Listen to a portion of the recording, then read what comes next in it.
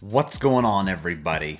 Top 10 Pokemon back, bringing you my biggest video to date. Today, for the first time ever, I will be discussing with you my top 10 strategies that I have used when investing in Pokemon cards for the past 10 years.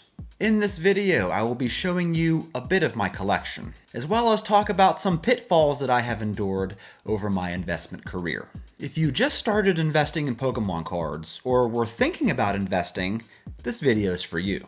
Or maybe you've been investing in Pokemon cards for a while now. Maybe you're a seasoned veteran in this hobby. And to that I say, stick around. Maybe you'll hear something that you didn't think about before. Before I get started, I want to thank this community for your viewership and support of this channel. It means more to me than you know, and I pray this video helps you out in some way. Also, if you have the attention span of a 2-year-old, this video might not be for you. I normally limit my videos to around 8 to 10 minutes. I can foresee that going way over it. I'm going to be dumping out all of my investment strategies and going into great detail on a lot of these. So yeah, this is going to be a longer video for you. So with that being said, let's get started on the first fundamental of investing, and a very important one at that would have to be popularity. Specifically, the popularity of specific Pokemon characters. Not every Pokemon is created equally, which is why it's important to consider the popularity of the specific Pokemon that you are investing in. Here in my hand is a Pop 1 Magmar that's been a Pop 1 PSA 10 card for a very long time and will probably remain that way, but the fact of the matter is that it's a Magmar. And even though it's a Generation 1 Pokemon, nobody cares about him the way they do, let's say, Charizard or Pikachu. I've made mistakes in the past investing in certain cards, particularly low pop set cards, featuring some not so popular Pokemon with little to no demand. And I did so simply because it was a low pop graded card. So this first fundamental sounds like a no-brainer, but make sure the Pokemon that you are investing in is in higher demand than the rest. The second strategy we'll be discussing is specific to individual raw and graded cards. So before you buy a card, ask yourself, what's the cost of admission? You're probably thinking right now, what is that supposed to mean? What is the cost of admission, TTP?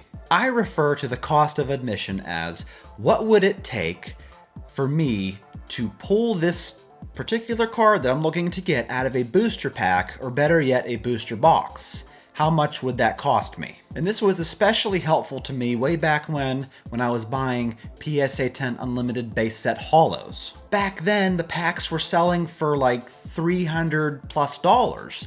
Meanwhile, I could buy PSA 10 holos from that set for less than $100, some for less than $50. So why would I bother buying and opening up these specific packs looking for this holo that would very likely not even grade a PSA 10 right out of the pack, when I could buy it already graded a PSA 10 for a fraction of the cost? And the same rule applies to modern product. Why would I spend hundreds of dollars on a modern set card when I have a chance of pulling it out of a booster pack that's less than $10? So keep in mind the cost of pulling a card from a booster pack versus just buying that card outright for a lot less. Another mindset to have when investing in Pokemon cards is to bear in mind what is and what eventually will be out of print. As long as something is sitting on a store shelf for anybody to come in and purchase at retail price, it won't exactly be an expensive piece of product. However, when they stop printing that product and it stops arriving on store shelves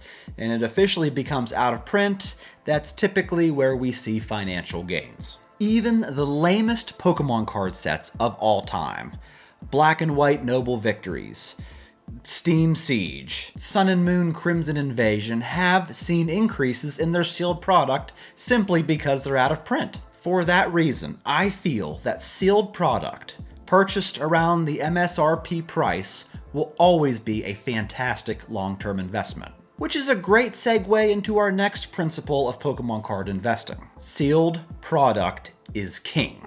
You're probably thinking, top 10 Pokemon, didn't you just pretty much say that when you were talking about out-of-print sealed product? No.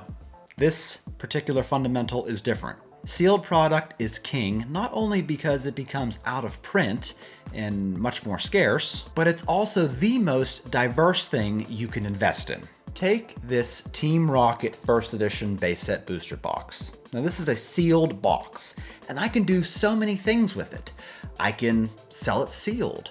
I can open it up and grade the packs. I can open it up and weigh out the packs and open up the heavy packs and sell the light packs or grade the light packs. I can open up the heavy packs and try to pull out those big money hollows.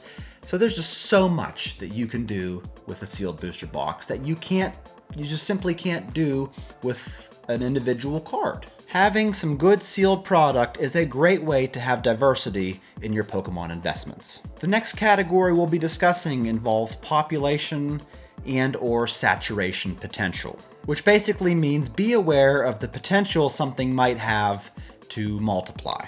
This is absolutely crucial to remember when buying newly graded cards, specifically modern cards. I'm sure you already know, but the Pokemon Company printed an obscene amount of cards back when the 2020 boom occurred to meet the insane demand, something like 9.7 billion cards. So when the newest Charizard Chase card comes out, it will by no means be rare, nor will the graded copies end up being scarce. Now, some argue that the amount of cards printed doesn't matter because the demand will always overwhelm the supply, and to that I say, probably not. It is definitely not wise to think that the demand that we saw from 2020 will always be the case in this hobby. As a matter of fact, you could argue that the demand has significantly decreased over the past year or two.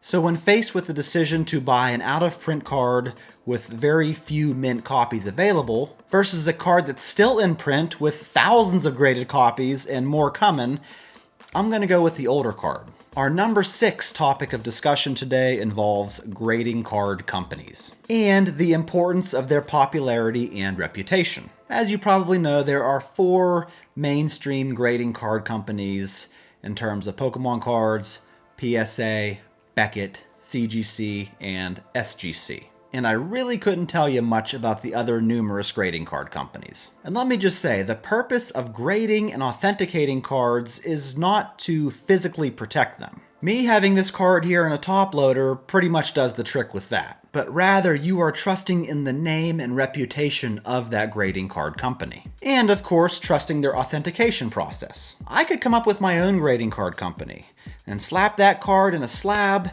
and claim that I am the strictest grading card company this world has ever seen, and that nobody else is more strict on their grading process than I am. But at the end of the day, no one's gonna pay a premium for my brand, because my grading card company name would mean nothing compared to the infinite popularity of the likes of PSA and Beckett. Doing the auction recap for nearly 4 years now, I have seen numerous comments that hate on all kinds of grading card companies. Everyone. But the fact of the matter is you need to stick with reputable grading card companies that have graded millions of trading cards. Don't waste your money on Joe Blow grading. Stick with the names that are already established. Next up, we have possibly one of the biggest considerations when it comes to Pokemon investing, and that is, of course, condition. Kinda goes without saying, but condition is very important to collectors, including myself. And this is especially significant in the graded card market, which is why we have something called condition rarity. Condition rarity allows for that chase in Pokemon cards that were produced in a larger quantity at some point. A perfect example is the unlimited base set Charizard, and this card probably had millions of copies made. Now you can get a near mint copy of this card probably for a couple $100 because of the availability. But the condition rarity of a PSA 10 will always command a premium, as this card sells for close to $10,000. So even though the card itself is far from scarce, it takes the hundreds of thousands that were produced, if not more, and condenses it down to just a couple of hundred that are in the PSA 10 pop report. So when I'm looking to invest in a graded card, I always look at the population report to see exactly how difficult that card is to grade a 10. The tougher it is to grade that card a 10, the more likely it will hold its value or even increase in value. For number 8, let's talk about one of the most dangerous aspects of this hobby: hype. Investing during a period of hype can quickly turn into devastation when you're trying to make a profit. And isn't that the point of investing? Is to make a profit? Case in point, my PSA 10 Unlimited Base Set Raichu Holo.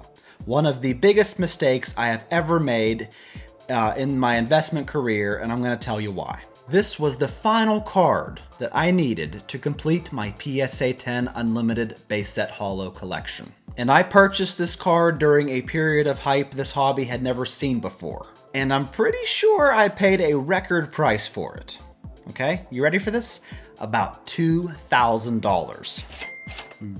Now, if I would have sat back and took a minute to realize this isn't a particularly rare card, nor was it a low pop card by any means, and that there would likely be a lot more graded examples in the future, I would have been able to hold off and wait till that hype period ended. Because folks, hype does not last forever, even though sometimes it feels like it will. Needless to say, the following years, the value of this card lowered more and more with each passing sale. Now, hype doesn't just apply to a specific period of time in the hobby. Even in today's market, we still see cards or pieces of product that are hyped up by social media and made to seem like if we don't pay that extravagant pre-order price, we might be missing out, when that's almost never the case. A few good examples of that would be the special delivery Charizard, the Pikachu Van Gogh promo card, and of course this Charizard Ultra Premium Collection box. All three of those items were drastically overpriced upon their release, and these prices quickly fell back down to earth not long after they hit the market. Which is a great time to shift into our next topic of discussion: having patience and doing research. 99.9% of Pokemon cards or Pokemon card products has historical information that you can look up through eBay or other various platforms. eBay has the TerraPeak research tool that you can use to analyze past sales. Other platforms like PWCC, Heritage, and Golden have past sales data as well. So if you see something coming through an auction and it's getting close to the maximum amount that you're willing to pay, do some quick research on it. Look at the cheapest buy it now price. Look at previous auction end prices. Is it something that you can make an offer on instead? 99 times out of 100, a card or particular piece of product will come around the market again. So don't pull the trigger on a price that you're not willing to pay simply because you have a fear of missing out. Because you might end up like me,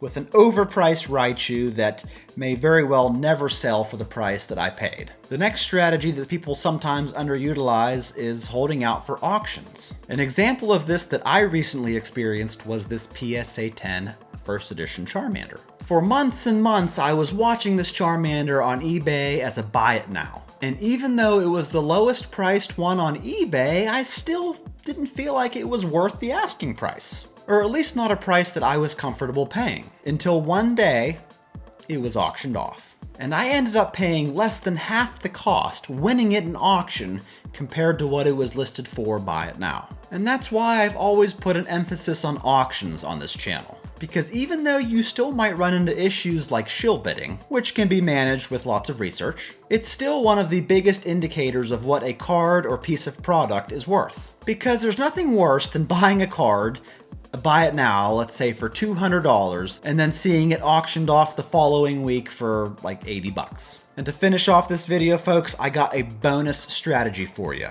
Let's call it an honorable mention. Invest in what you love, which may in turn help you deal with loss. I feel like this is something special and unique to investing in things like trading card and art in general. As I've said before, no investor is perfect. Nobody will always buy something at the bare bottom prices and then sell them at the tippy top. It's just not a feasible strategy. If it wasn't for my love and appreciation for these cards, some of my investments that went south may have derailed me in my future investments. Now, if you have no emotional ties to Pokemon and are just looking at everything in this hobby as money, then you will probably experience more volatility with your investment decisions. But to those of you who love the Pokemon TCG and believe in the long-term demand that it will have for many, many years to come, then you'll be able to deal with any loss that comes your way with a level-headed mindset. There it is, folks, my top 10 strategies that I personally use when I start to think about investing in any piece of product in this hobby. Let me know what you think of the list. I hope that I was able to help somebody out, whether you are a beginner or expert. I feel like you should be able to appreciate at least something from this video, as I put a lot of time and thought into it. If you haven't already, folks, give the video a like. Don't forget to be a subscriber. That's all I got for you today. Thanks again, folks. Love you. I'll see you later.